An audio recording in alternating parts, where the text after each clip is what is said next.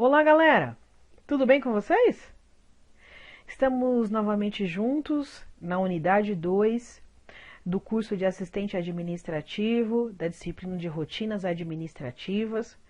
Hoje nós vamos finalizar os conceitos da disciplina e espero auxiliá-los nesse processo de aprendizagem. Gente, roteiro da aula de hoje, nós vamos trabalhar aí as operações de equipamentos eletrônicos, vamos falar de arquivo e vamos também tratar do atendimento aos stakeholders. Vamos lá, gente? Papel e caneta na mão, ou então um bloquinho aí ao lado do seu equipamento e vamos anotar as informações importantes. Bom, gente, para que nós entendamos a operação de equipamentos, nós temos que entender alguns aspectos importantes, tá bom? Então vamos lá. A rotina do escritório administrativo compreende o que se deve fazer e como se deve fazer dentro de um ambiente de trabalho. Então eu vou fazer uso desse ambiente de qual maneira? Incluindo a utilização de equipamentos. Para que seja mantida a rotina, deve-se fazer uma análise inicial de qual é o seu papel e qual é o seu objetivo, bem como o que precisa ser feito para alcançá-lo. Bom, gente, então a operação dos equipamentos está ligada diretamente à rotina de trabalho dentro de um escritório administrativo. Antes de eu começar a minha atividade, eu preciso saber e conhecer quais equipamentos eu vou utilizar.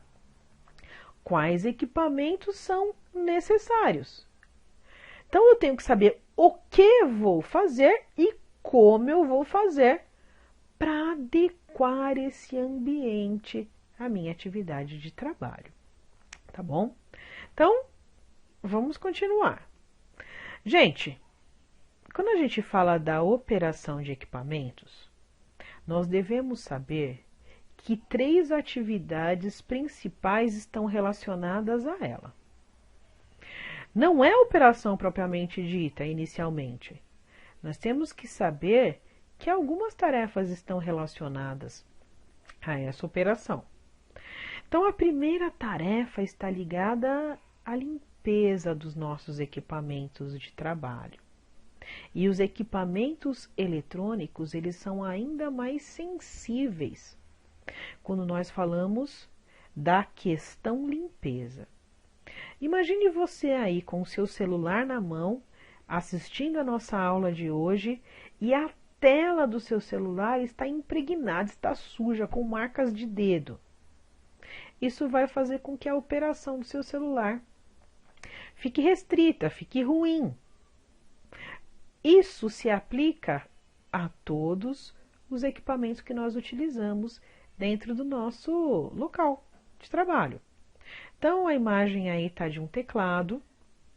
E eu posso imaginar vocês se perguntando, mas a gente não tem que ter um departamento de limpeza e as pessoas que efetivamente trabalharem na limpeza é que devem fazer essa tarefa? Gente, o departamento de limpeza, normalmente, ele é designado para fazer com que o ambiente fique limpo de maneira geral. Mas a limpeza efetiva do seu equipamento de trabalho, quem deve manter é você. Então, pequenas ações de limpeza ou de manutenção dela devem ser exercidas por você, tá bom? Então, quando a gente fala da operação de equipamentos, nós precisamos pensar inicialmente na limpeza ou na necessidade de fazer pequenas limpezas ou de mantê-las, tá bom? Segunda etapa é a proteção. Normalmente, quando a gente compra um celular, a primeira coisa que a gente faz antes de ficar operando, é, por exemplo, comprar uma capinha. Por quê? Essa capinha ela vai proteger o equipamento.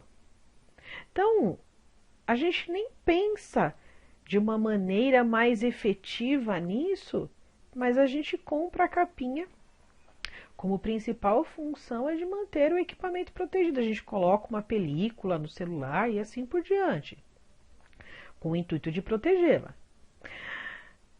A gente tem que proteger os equipamentos de trabalho com o mesmo zelo que nós protegemos o nosso celular. E a proteção, ela trata de alguns aspectos. Por exemplo, o aspecto físico, né? O que eu preciso fazer para proteger o equipamento? Então, eu não posso trabalhar, por exemplo, com um copo de água ao lado do teclado do computador. Eu não posso desligar o computador de qualquer maneira, porque isso faz com que os seus dados não sejam protegidos. E assim por diante. Então, a gente tem que falar da proteção de uma maneira geral. Eu tenho que saber quais são as ações de proteção de determinado equipamento e também mantê-las em dia, tá bom? E aí, por fim, nós vamos efetivamente na operação. E a operação, ela começa com quesitos bem simples. Como que determinado equipamento é ligado? Eu preciso apertar um botão, eu preciso ligar uma chave, eu vou e teclo alguma coisa.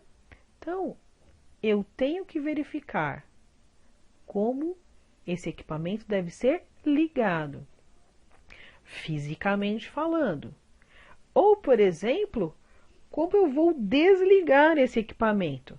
Eu também só aperto um botão, ou no caso do computador, eu preciso saber quais são os caminhos dentro da área de trabalho que vão me permitir desligar esse equipamento com segurança. Então, eu preciso executar essas ações de maneira segura, tá bom? Agora, eu preciso conhecer quais são os principais equipamentos dentro de um ambiente de trabalho. Primeiro, na maioria dos ambientes de trabalho administrativos, nós temos um computador. O computador, ele tem qual utilidade? Então, ele tem utilidade de comunicação entre setores internamente da organização ou externamente com fornecedores, clientes. Ele tem a função de conseguir trazer informações importantes para um negócio. Ele tem a função de armazenar essas informações de maneira correta. Ele tem a função de processar algumas informações e trazer gráficos para a análise e assim por diante. Ou seja, o computador, ele trabalha para nos auxiliar a compreender melhor as informações necessárias. Depois do computador, nós temos a impressora. Impressora, ela é responsável por tornar, por exemplo, um documento digital em um documento físico. Então, aquilo que eu estou vendo na tela do computador, eu transformo aquilo em algo palpável, em algo tangível, quando eu imprimo. Depois nós temos o scanner. O scanner, ele faz a operação inversa da impressora. Então, eu tenho um documento, uma foto, algo que é tangível e palpável, e eu preciso digitalizar, eu preciso transformar em um documento virtual. Então, o scanner vai digitalizar aquela informação. Lembro que existem equipamentos que trazem essas duas funções em conjunto. Então, nós temos impressoras que já possuem um scanner acoplado. Então, ela faz o papel de transformar algo digital em físico e também faz o papel inverso, tá? Antigamente, alguns escritórios ainda têm, mas aí creio apenas que a título de decoração.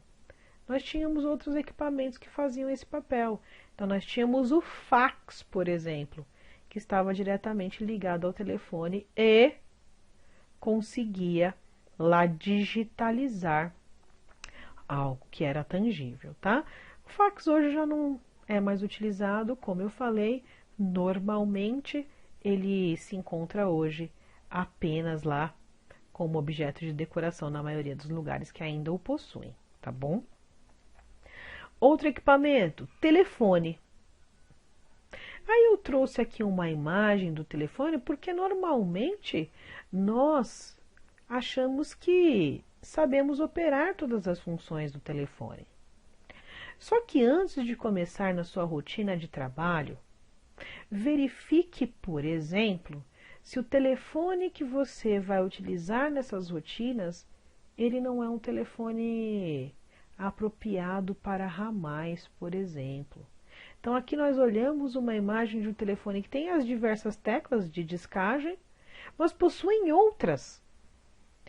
Cada telefone possui as suas características e as suas funções. Esse, por exemplo, ele é apropriado para acessar ramais diferentes dentro de uma organização.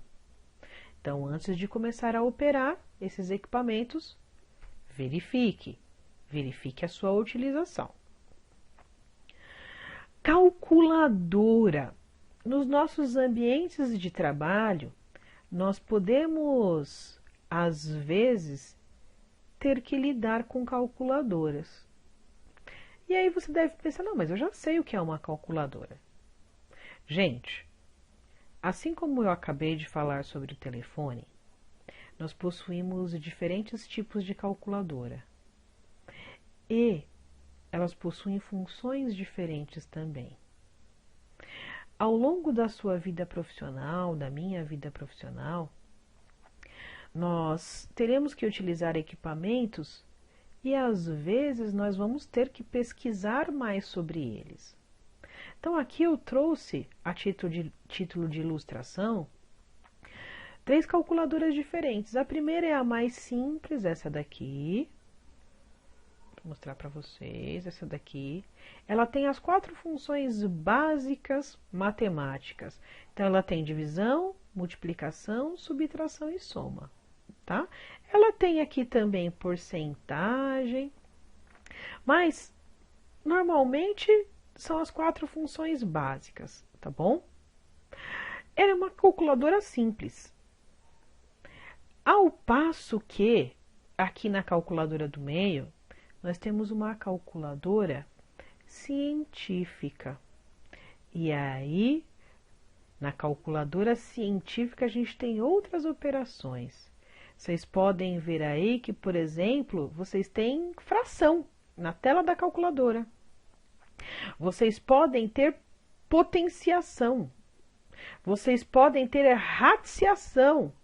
Ou seja, são operações muito mais complexas executadas por essa calculadora.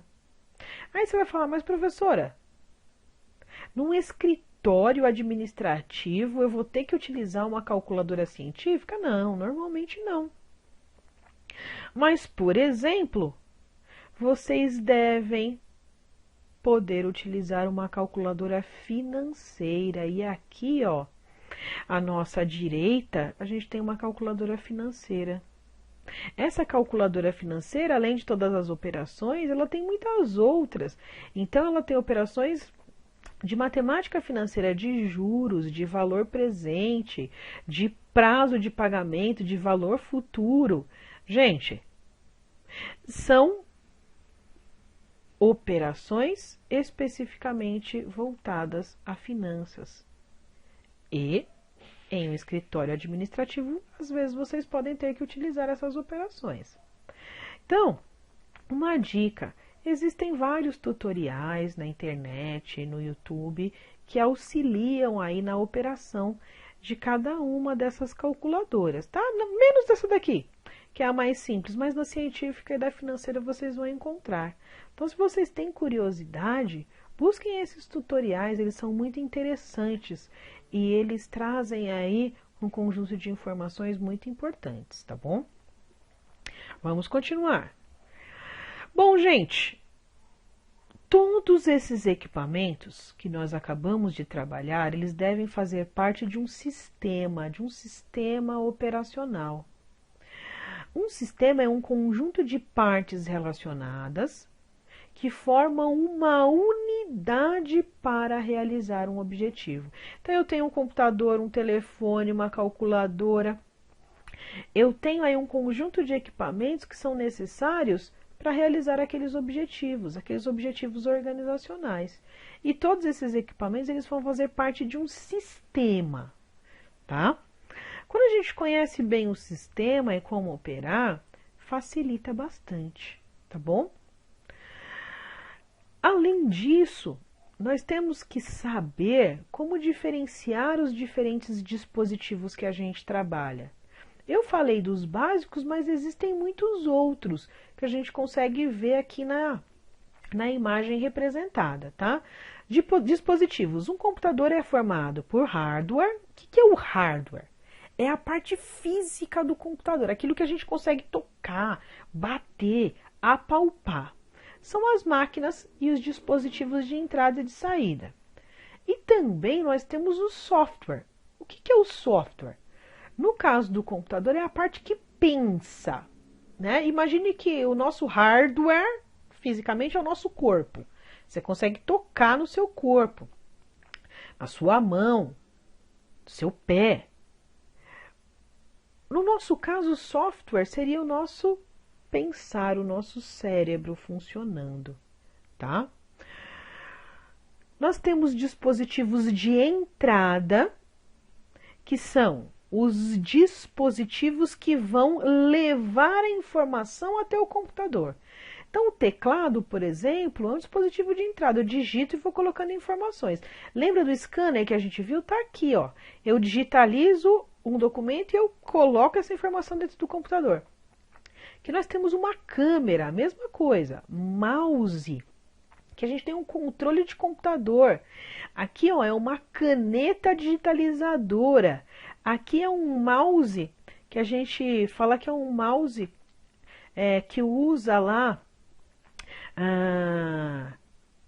aqui a bolinha de uma maneira diferente. Aqui a gente tem uma mão robótica, a gente tem um coletor aqui de dados, que é um coletor de código de barras. Aqui a gente tem uma mesa digitalizadora.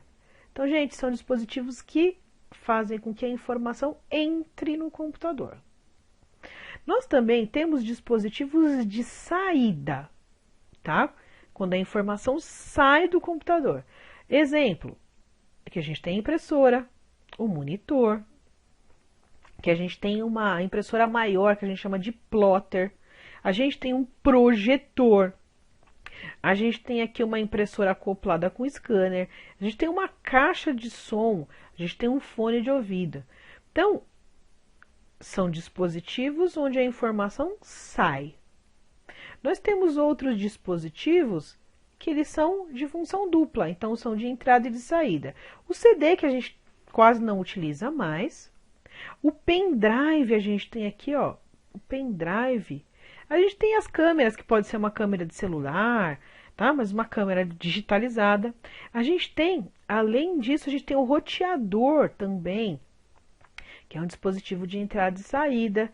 E a gente tem aqui até um próprio tablet, que pode ser um dispositivo de entrada e de saída, tá? Ou seja, quando a gente olha para o dispositivo, a gente tem que saber qual é a sua função. Se é um dispositivo de entrada de informação ou de saída de informação de um computador. Temos dispositivos de armazenamento especificamente. Então, a gente tinha lá o disquete, depois passou para o CD, depois passou para um DVD, e hoje a maioria dos dispositivos de armazenagem ou de armazenamento são os pendrives. A gente pode ter um disquete de a gente pode ter um cartãozinho de memória e assim por diante, tá bom? A gente também tem dispositivos de rede, que são aqueles responsáveis pela informação que chega no computador, e essas informações, elas normalmente hoje são sem fio. Então a gente tem um roteador, que transforma a nossa rede wireless. A gente tem como ler as informações através do Bluetooth e assim por diante. Então, esses dispositivos que dispersam o sinal e fazem com que as informações cheguem até nós são dispositivos de rede. Tá bom, gente? Bom, então a gente conheceu aí os equipamentos e chegamos até os dispositivos de rede, tá bom? Agora, nós vamos falar de arquivos. Nós falamos sobre documentos na aula 1 e agora nós precisamos aprender a guardar esses documentos. Então, nós vamos conhecer as informações importantes ligadas a ele. Então, arquivos, conjunto organizado de documentos, sejam eles criados ou recebidos, que devem ser preservados de acordo com a legislação ou de acordo com a necessidade do negócio. Gente, eu só guardo aquilo que eu preciso. Documentos que são necessários, eles devem ser guardados. E devem ser guardados de maneira padronizada, para que eu consiga recuperar esses documentos. Então, vamos entender, de uma maneira geral, o que são esses arquivos. Primeiro, um arquivo ele pode ser corrente, ou seja, aquele arquivo de consulta frequente. Eu preciso sempre ir e buscar alguma informação. Vou dar um exemplo bem prático para vocês. E eu trouxe aqui do lado a imagem representando, por exemplo, o seu extrato bancário. Seu extrato bancário traz lá a informação de várias operações que são realizadas na sua conta. E essas operações, elas são de consulta frequente. Então, você precisa saber normalmente quanto que o dinheiro que entrou, quanto que você pagou, quanto que você gastou de cartão de crédito. Essas informações você consulta frequentemente, tá? Isso é um arquivo digital, só que é um arquivo. Nós também temos os arquivos temporários. Esses arquivos temporários, eles têm a necessidade de guarda momentânea. Representação que eu trouxe aqui para vocês, uma conta de consumo, por exemplo, uma conta de energia elétrica. Você foi lá, obteve aquela conta, pagou, você precisa guardar aquela conta momentaneamente. Antigamente, gente, quando o pagamento era feito no banco, precisava do registro físico, nós tínhamos que guardar as contas de consumo por 5 ou 10 anos. Não existe mais essa necessidade.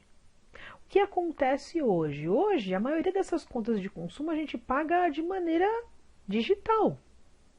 Então, a gente não tem lá um recibo físico que ela foi paga, a gente tem um recibo digital.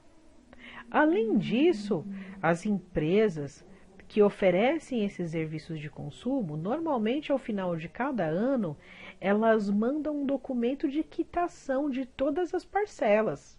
Então, paguei todas as contas de energia, ao final do ano, chega um e-mail lá na minha caixa de entrada me dizendo que todas as contas estão pagas. A partir desse momento, eu já posso dispensar todas essas contas. Mas, professora, por que a gente não guarda? Gente, nós, pessoas físicas, nós podemos guardar esses documentos, não tem problema. Mas a pessoa jurídica, uma empresa, uma organização, uma entidade, ela não tem espaço físico suficiente para guardar documentos que não há necessidade. Então, a partir do momento que eles não são mais de necessidade permanente, eles devem ser descartados por conta do espaço físico, tá? E por último, nós temos documentos que são documentos permanentes. Eles devem ser guardados por tempo indeterminado. Por exemplo, para deixar um pouquinho mais fácil, você tem um documento permanente que inclusive deve andar com você a qualquer lugar que você vá, que é o RG. Junto com esse documento, hoje a gente já tem um outro número de documento que também é permanente para a sua vida inteira, que é o CPF. As empresas também possuem documentos que são correlatos a esses.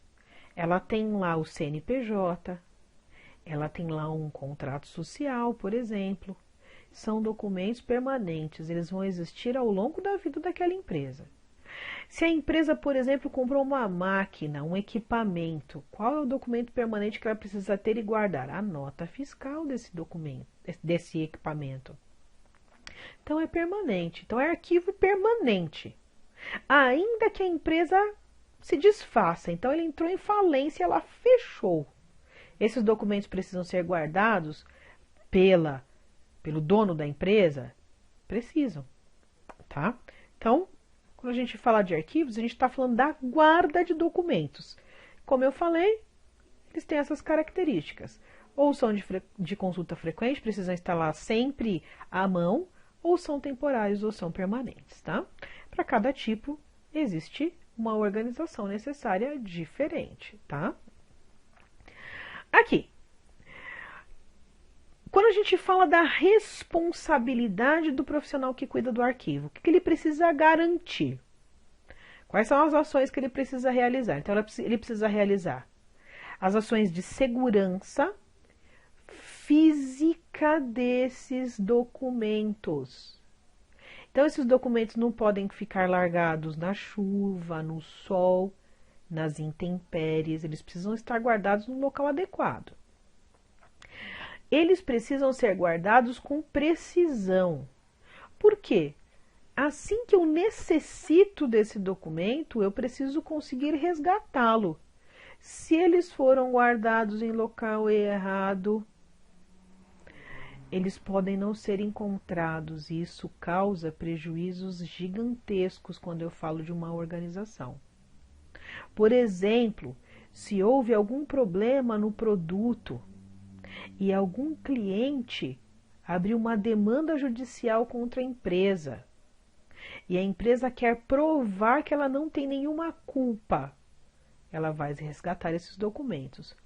Essa semana nós tivemos no noticiário algumas informações sobre uma cervejaria, a cervejaria Baker, e ela está enfrentando aí uma investigação criminal porque pessoas morreram quando beberam a cerveja.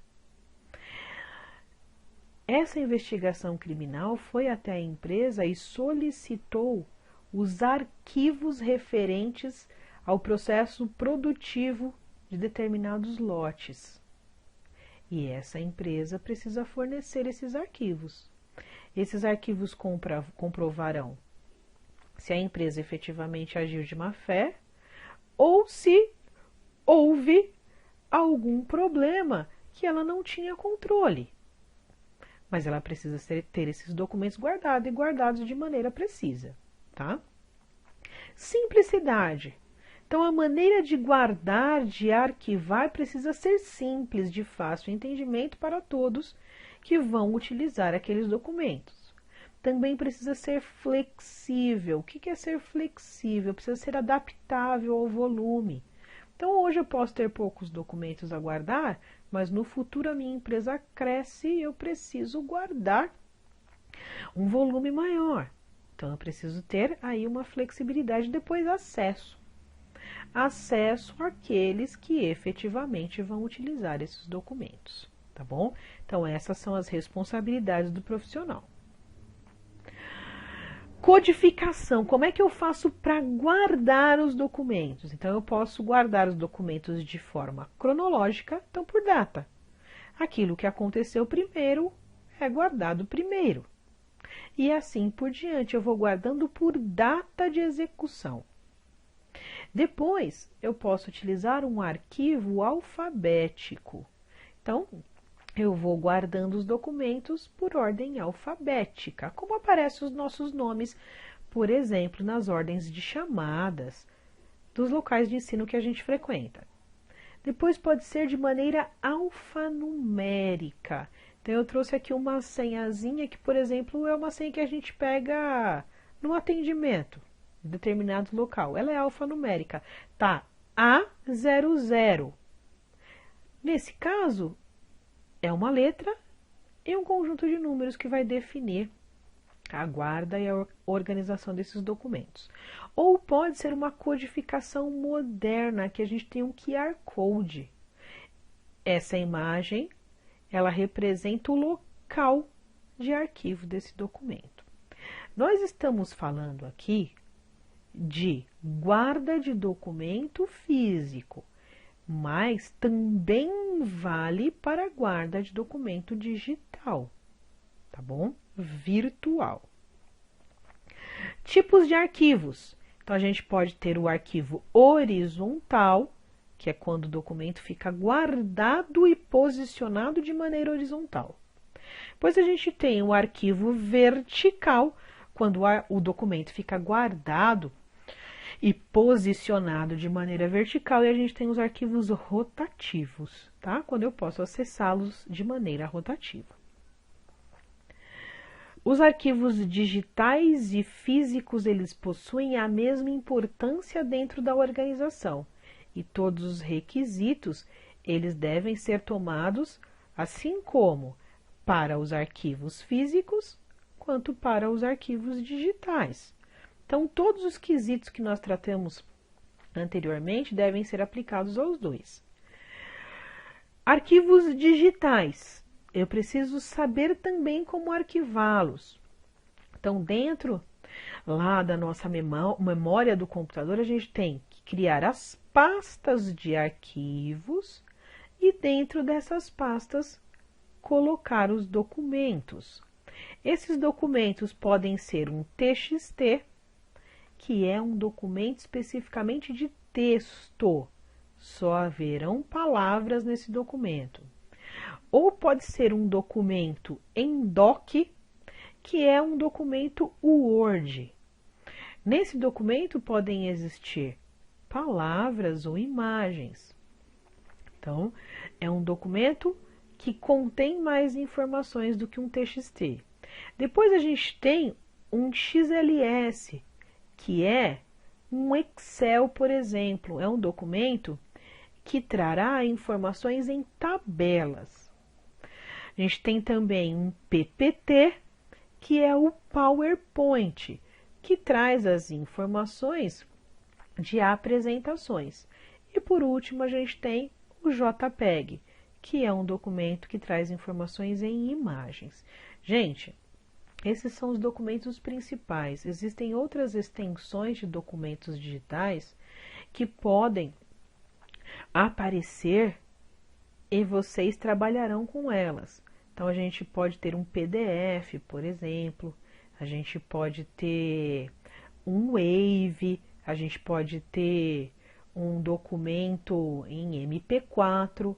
Então, são documentos digitais. Você precisa conhecer quais são aqueles que você vai trabalhar e definir lá junto com a sua gestão qual é a melhor maneira de arquivá-los digitalmente. Tá bom, gente? Bom, vamos lá.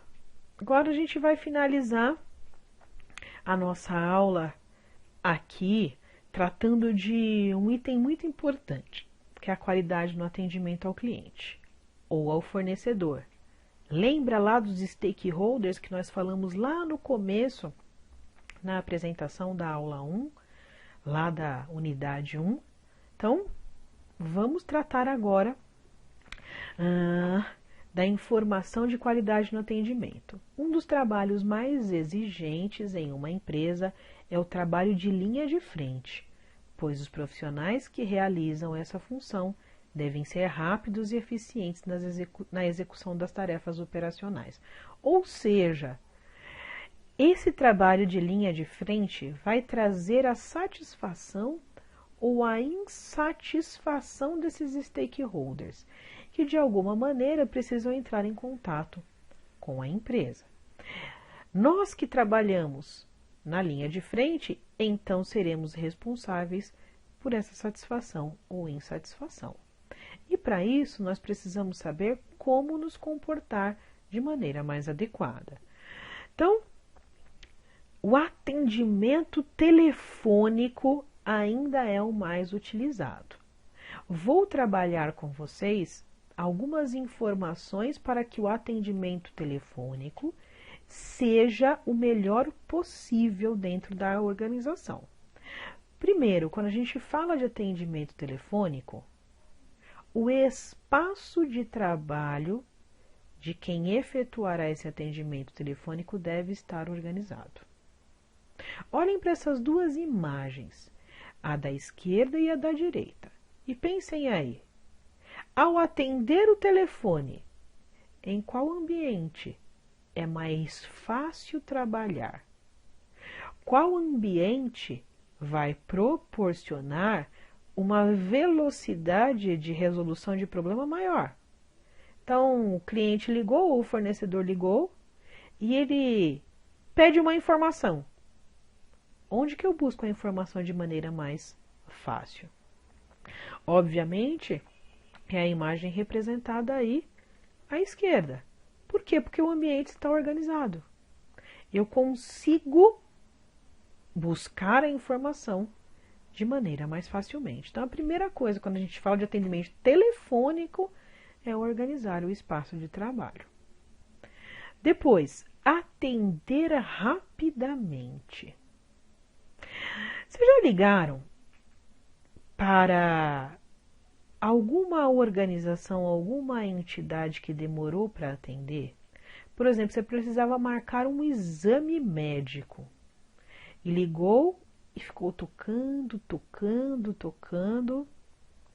Como você se sentiu nesse momento?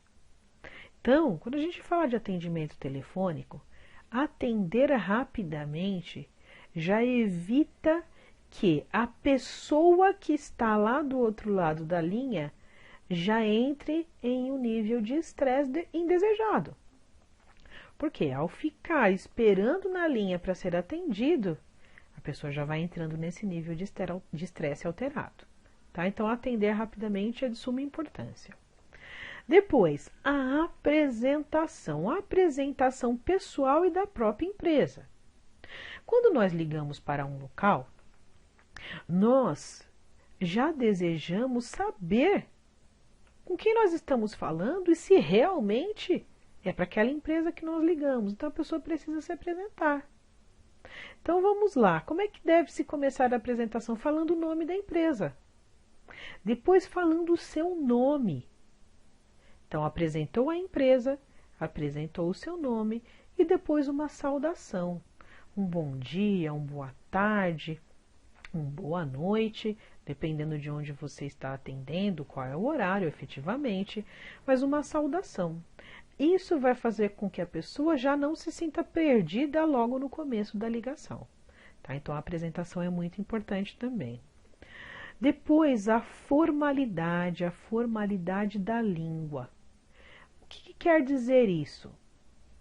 Algumas coisas precisam ser evitadas. E eu diria, na minha opinião, inclusive banidas. Então, gírias. Você está no atendimento, dentro da sua empresa, você deve evitar que gírias apareçam no seu discurso. Então, valeu, já é, pô, tá ligado, irado. Essas gírias, elas não devem aparecer, essas e várias outras, tá? Outra coisa, o famoso palavrão. Não deve acontecer nenhum ato de falar palavrão ao longo de uma ligação telefônica. E por último, algo que se disseminou na língua portuguesa, nos atendimentos telefônicos, que a gente chama de gerundismo. E aí eu coloquei uma charge ali, inclusive o blog já está lá embaixo, com a fonte tirada, tá lá. Alô, é do Disque Denúncia, queria relatar um caso de abuso de gerúndio. E a pessoa que responde do outro lado da linha está utilizando o gerúndio. Um momento, vou estar anotando. Gente, não existe um vou estar anotando na formalidade da língua portuguesa. É vou anotar.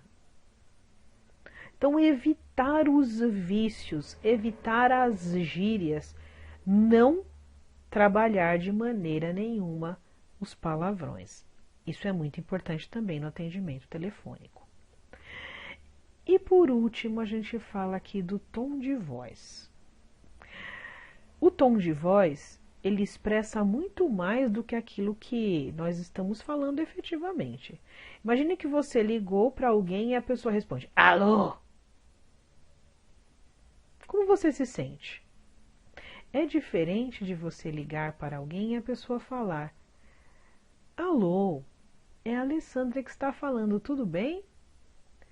Ou seja, o tom de voz alterou completamente o rumo da conversa, o atendimento telefônico. Então, nós precisamos tomar cuidado com esses quesitos para efetivamente termos um atendimento telefônico correto.